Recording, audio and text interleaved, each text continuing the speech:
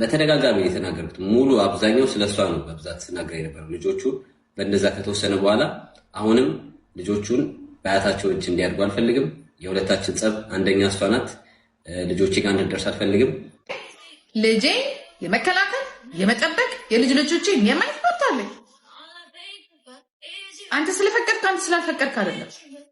ልጆቻችን ከነ ልጆቻቸው ይደው አሜን። አገር የሚጠቅሙ ለቤተሰብ የሚጠቅሙ ያርጋቸው። እኔ አመት በዓሉን ብርችንቸን ስላረከኝ አመሰግናለሁ። ልጆች ይደውልህ። ፋኑኤልና ሳምሪን በተመለከተ ከሰሞኑ እንደ አዲስ ስማቸው የተነሳ ይገኛል። ይኸውም ከሰሞኑ የነበረው የፍርድ ቤት ሂደት የፍርድ ቤት ውሳኔን አስመልክቶ ፋኑኤልም በራሱ የዩቲዩብ ገጽ ላይ የተለያዩ ቪዲዮዎች ሰርቷል። ሳምሪን በራሷ የዩቲዩብ አካውንት ላይ ቪዲዮ ለቃለች። ከዛም በመቀጠል የተለያዩ ሰዎች ሀሳብ አስተያየት እያደረሱ ይገኛል። ታዲያ ከነዚህ ልጆች ጀርባ ያሉ አያቶቻቸው ማለትም የፋኑኤል እናት እንዲሁም ደግሞ የሳምሪ እናት ያሉት ነገር እና ልጆቹን አስመልክቶ በተለይ ደግሞ የልጅ ልጆቻቸውን አስመልክቶ አያቶቻቸው ስላስተላለፉት ወሳኝ መልእክቶች እንዲሁም ደግሞ የፋኑኤልና የሳምሪን ጥል አስመልክቶ ብዙዎች ሀሳብ ሲያነሱ የፋኒ የቅርብ ቤተሰብ የሆኑት ኢትዮጵያ የሚኖሩት እህቶቹ የቅርብ ዘመዶቹ እስካሁን ምንም አይነት ይፋ የሆነ መልስ አልሰጡም ነበር። ከሰሞኑ ግን የፍርድ ሂደቱን ተከትሎ ኢትዮጵያ የምትኖረው የፋኑኤል እህትም ስላስተላለፈችው ወሳኝ መልእክትና ሼር ስላረገችው በቲክቶክ አካውንቷ ላይ ስላጋራችው መልእክት በዝርዝር መረጃውን እናሰማችኋለን። ሰላም ጤና ይስጥልን ውድ የሀገሬ ልጆች በያላችሁበት ሰላማችሁ ይብዛልኝ።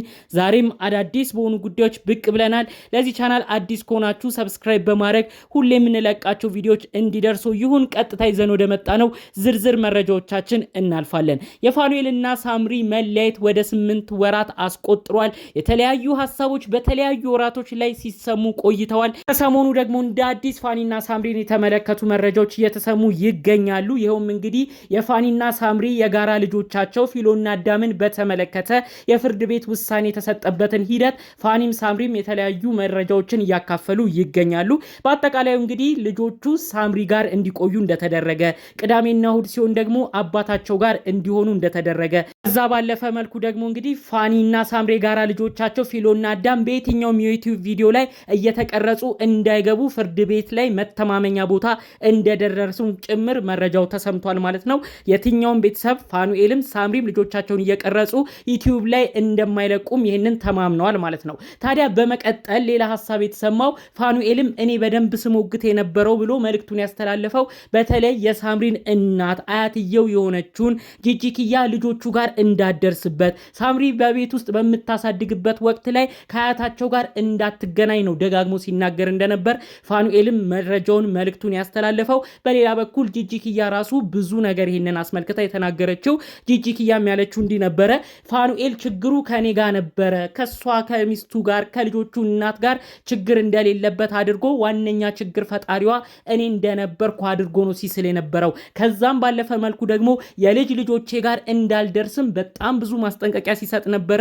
ፍርድ ቤትም በአጠቃላዩ ስለኔ ነው ሲተነትን ስለኔ ነው ክስ ሲያበዛ የነበረው ብላ ጂጂኪያ እንግዲህ በአጠቃላዩ ፋኑኤልን ስትኮንነው ነበር በተለይ በፍርድ ቤት በነበራቸው ውሎ አማካኝነት። በመቀጠልም እንግዲህ ጂጂኪያ የልጅ ልጆቼን ማንም ሊከለክለኝ አይችልም፣ በፈለኩበት ሰዓት የማግኘት መብትም አለኝ፣ እሱ እኔን እንደዚህ የሚያስቆምበት ምንም ኃይልና ስልጣን የለውም፣ ምንም ቢሆን አያት ነኝ ስትል ተደምጣለች ማለት ነው። አሁንም ቢሆን የልጅ ልጆቼን የመጠበቅ መብት አለኝ ስትል እንግዲህ ተደምጣለች ማለት ነው። በሌላ በኩል ደግሞ እንግዲህ ከዚህ ጉዳይ ጋር ተያይዞ የተሰማ ሌላ አነጋጋሪ የሆነ ጉዳይ በፋኑኤል ቤተሰቦች በኩል ያሉት በተለይ ደግሞ ኢትዮጵያ የሚገኙት ቤተሰቦች ውስጥ ምን አሉ? በዚህ ጉዳይ ፋኑኤል በጣም ከባድ ሁኔታ እያሳለፈ ነው፣ እንደው ኢትዮጵያ የሚኖሩ ቤተሰቦች ውስጥ ምን አሉ ብለው አንዳንዶች ሀሳባቸውን ጥያቄያቸውን ሲያነሱም ተመልክተናል። በጠቅላላው እንግዲህ የፋኑኤል እናት ብዙ ጊዜ ሚዲያ መጥተው ለእያንዳንዱ ለሚሰጠው ነገር ተመላልሰው አያውቁም። ምንም አይነት ክፉ ደግም ሚዲያ ላይ ወጥተው ተናግረው አያውቅም። ነገር ግን በቅርብ በገና በዓል አማካኝነት ፋኑኤል ልጃቸው ብር ልኮ እናቱን ለበዓል ማክበሪያ ሰርፕራይዝ አድርጎ ነበር። ታዲያ በዛ የሰርፕራይዝ አማካኝነት የፋኑኤል እናት ተደስተው ልጄ እንኳን ኖርክልኝ በጣም አመሰግናለሁ ብለው ልጃቸውን መርቀው ነበር። በመቀጠልም የልጅ ልጆቼም ይደጉልኝ፣ ፋኑኤል ልጆችን ፈጣሪ አምላክ ይባርክልህ፣ ልጆችህ የሚጦሩ ይሁኑልህ በማለት ጥሩ መልእክት ብቻ በማስተላለፍ ነው በዩቲዩብ ቪዲዮ ላይ ራሱ ከሰሞኑ በተለቀቀው ቪዲዮ የተመለከትነው ማለት ነው። በየትኛውም አጋጣሚ ላይ የፋኑኤል እናት ሚዲያ መጥተው ስለሚነሳባቸው የተለያዩ መጥፎ ነገሮችም ጥሩ ነገሮችም ምንም አይነት ነገር ያሉት የለም። በተለይ የፋኑኤልና የሳምሪን መለያየትን ማስመልክቶ ምንም ክፉ ደግ የሰጡት መልስ ምትም የለም። ፋኑኤልን ደግፈው ሳምሪን የነቀፉበት ምንም አይነት ቦታ ላይ ቪዲዮአቸው የለም። በአጠቃላዩ ግን የልጅ ልጆቻቸው እንዲባረኩላቸው ፋኑኤልም ልጆችህ ይባረክልህ በልጆችህ አግኝ ብለው ሲመርቁ ነው የተመለከትነው። ፋኑኤል ኢትዮጵያ ከሚኖሩት ቤተሰቦች ጋር በተያያዘ ግን እህቱን አስመልክቶ ደግሞ አንድ መልእክት በዚሁ ላሰማችሁ።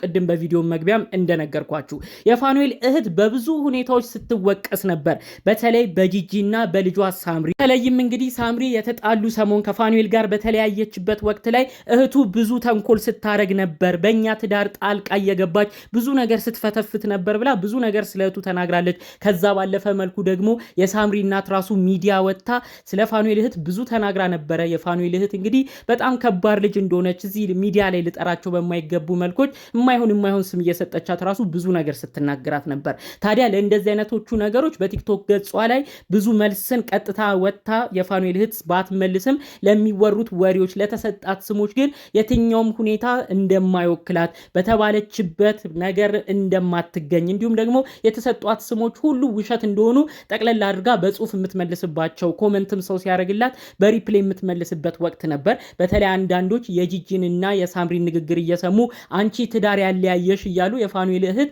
የተለያዩ ቪዲዮዎች ፖስት ስታረግ ይናገሯታል። ታዲያ በኮመንት ለዛ ንግግራቸው ሪፕሌይ የምታረገው እኔ ሰው ሳፋታ አያችሁ እያለች በደፈናው ነው።